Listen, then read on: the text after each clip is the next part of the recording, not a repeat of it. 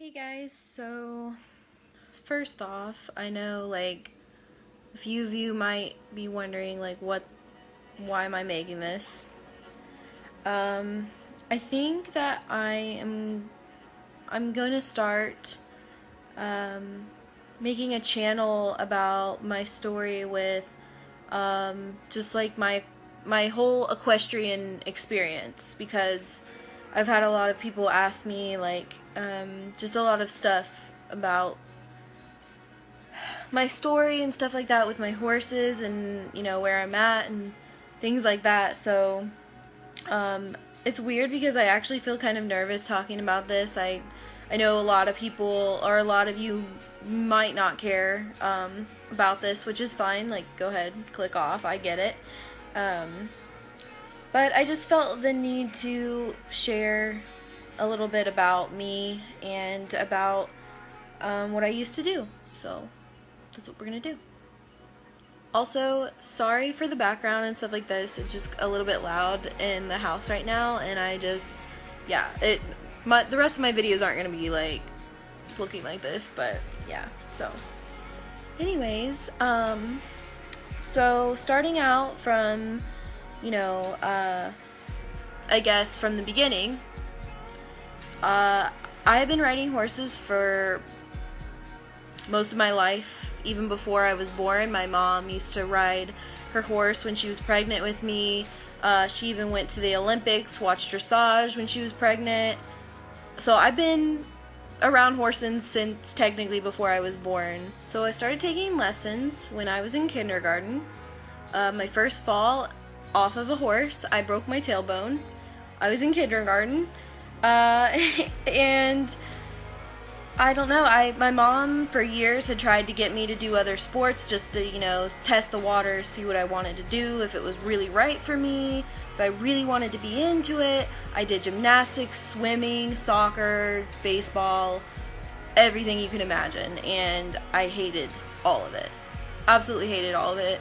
The only thing I liked was horses. I was horse crazy. I was a horse obsessed. My mom, at this time, still had her horse.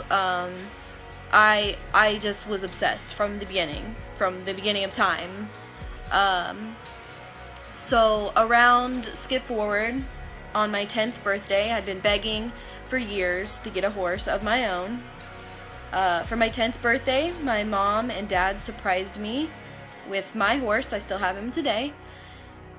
And that was just the beginning of everything, really.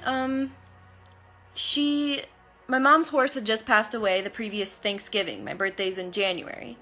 So I got my horse in January. My mom didn't even think she was going to even buy me a horse because, her horse just passed away. She had him for 30 years. She didn't know if she wanted to do it again. And she decided, no, I'm going to give my daughter this chance, and I have been forever grateful ever since. So on my 10th birthday, I got my horse. He's a 11-year-old Haflinger gelding. His name is Alan J. You all might know. I didn't name him. He has a really funny name. Yeah, so, but I love him to death. He's just the best. So on my 10th birthday, got my horse, and he was 3. Or like 2, but 3, if in horse years. Never mind. So he was 3, and he didn't know hardly anything. He was barely broken, but he was the quietest horse ever. Like, my mom bought him even though I wasn't a very good rider. I had been riding for a long time, but not professionally. Just been taking lessons here and there. Just kind of messing around. So my mom decided that me and Alan would go to a professional trainer, and we both learned together. So we ended up moving him from the stable we were at to a Haflinger facility for training, like specialty in his breed called Haflinger. And I started my training then. So my trainer's name was Jennifer Grant. She is nationally known for her dressage accomplishments around the USA. She has, I have it written down, she's won the 2007 USDF bronze medal. 2009 USDF silver, and a world champion and much other accomplishments. There's a list, you can look it up, Jennifer Grant. She is absolutely incredible. She has worked with some of the best people, Olympians, Dressage Federation. She's done a lot of other things. She's absolutely 100% amazing. Just amazing. So she was really my foundation professionally. She got me to ride well, professional. I had been riding previously, but it hadn't been like correct, like technically correct. And just amazing. So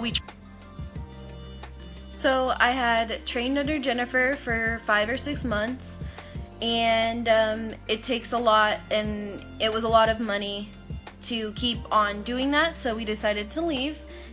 My horse's training was up anyways, so we just kept in touch.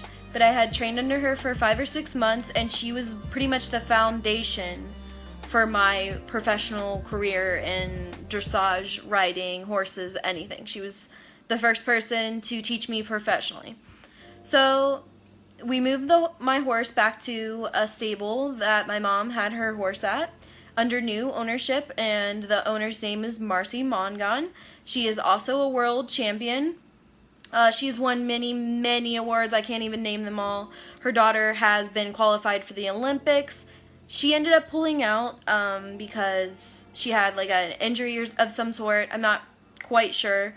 And I mean, she has worked with Karen O'Connor, big people like that.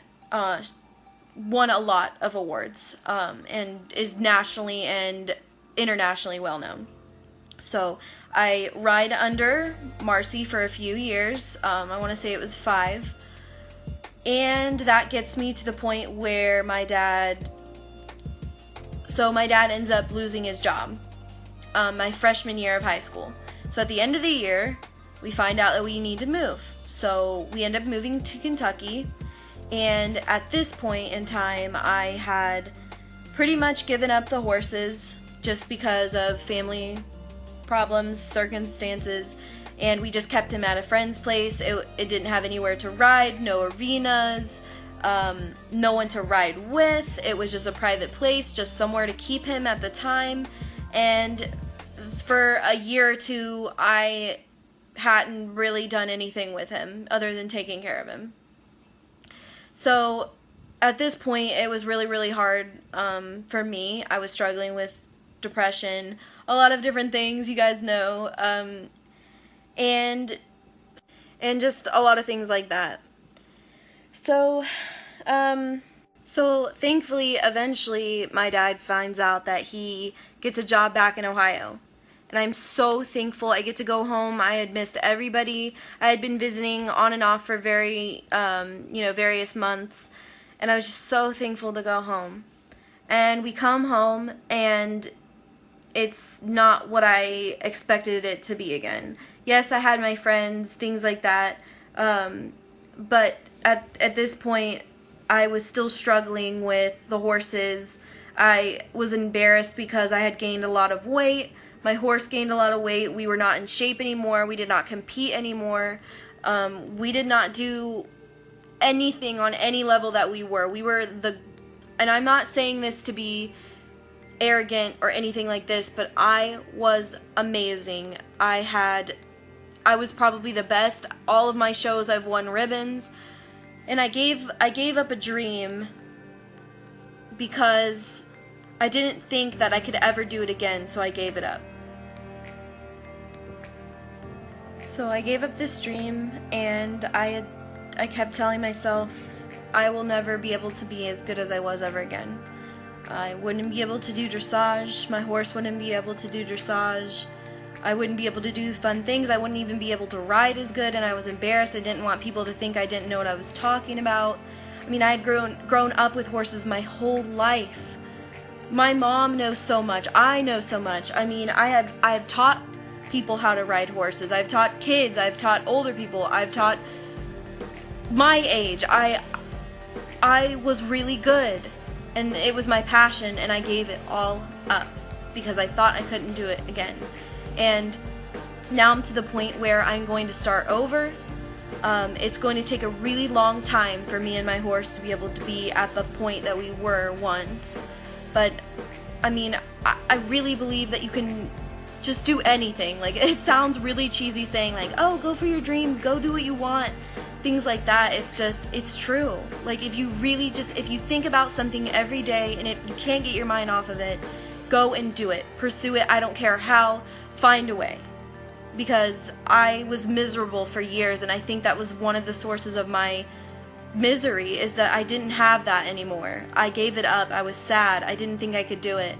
And now applying for Otterbein, for the dressage team, to go and be an equine medical specialist, a doctor, whatever. I'm doing this now, and it's going to be my career. And I've never been so more excited for anything ever in my whole life, just to be able to think that this is going to be my career and I'm going to make it big again.